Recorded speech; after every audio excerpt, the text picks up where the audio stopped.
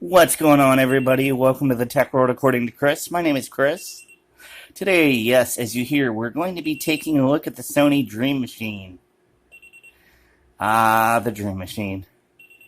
Old school analog radio. It's exactly 1:30. Now, as you hear,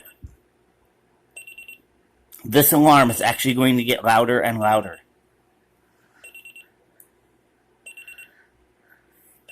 Here are your radio buttons up top for your alarm clock. Time set, clock set, sleep, radio, buzzer radio, buzzer radio.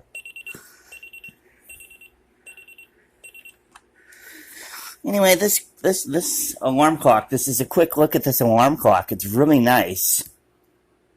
I use this thing every day. And of course, I've got it next to two previous products I reviewed in two of my previous videos, the key finder and the phone soap.